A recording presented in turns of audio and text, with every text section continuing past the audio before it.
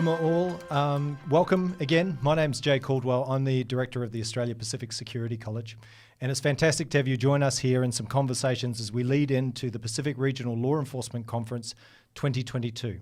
So the Law Enforcement Conference, as you know, will be held from the 1st to the 3rd of August in Nadi in Fiji, and we'll be joined by a virtual audience as well. So I'm hoping you'll be able to join us for it.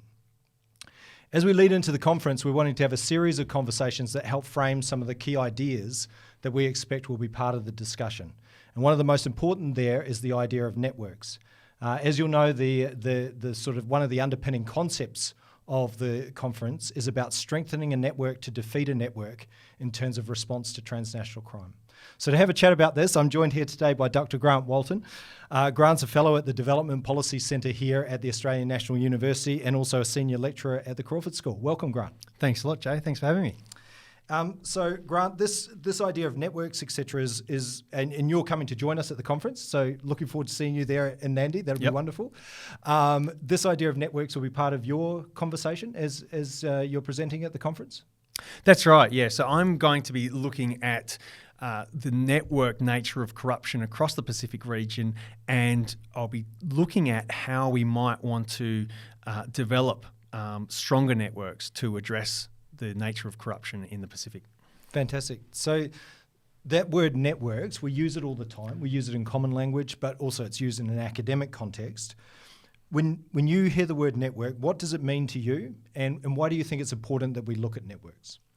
For me, networks are the connections between individuals, institutions, and organisations. So when we're taking a networked approach, we're not just looking at the strength of, for example, anti-corruption organisations or the ability for anti-corruption activists to have their voices heard. We're looking at how well they are connected to one another, how strongly they are connected. And networks are really important because they give us an understanding about what's happening in the world and how we might be able to change things. So there's a capacity that you get out of networks.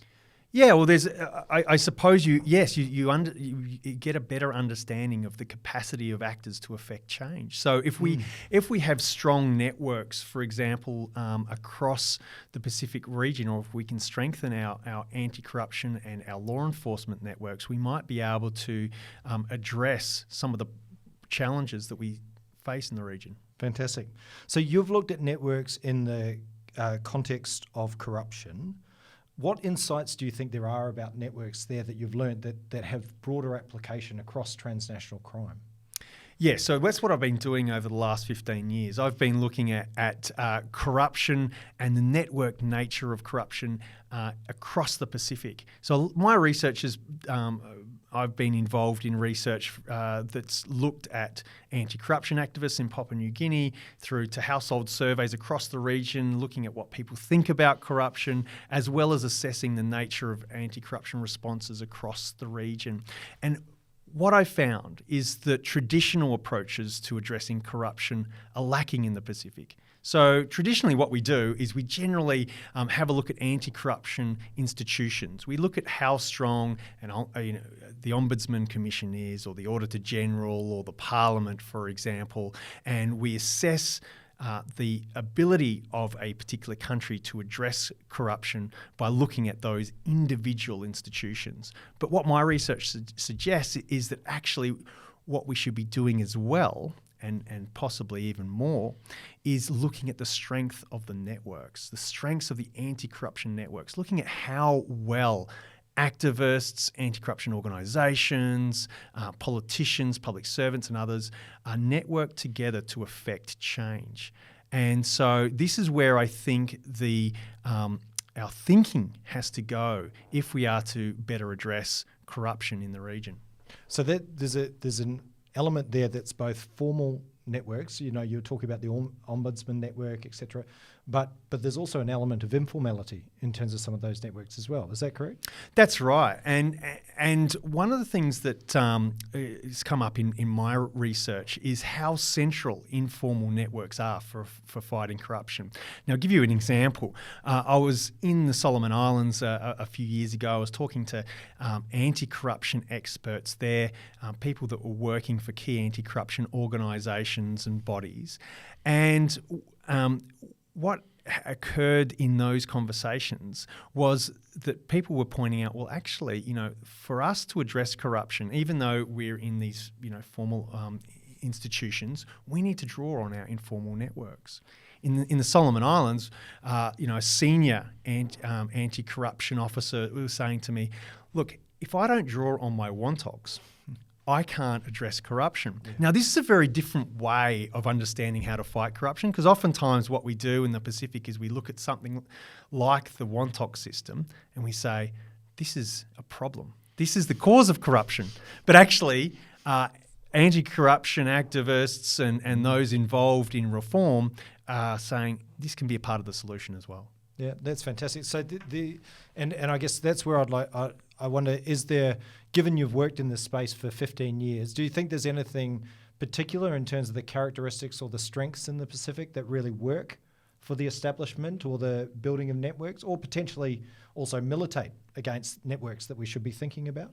Yeah, I think that those informal systems of reciprocity that are apparent across the Pacific are an important set of networks to tap into.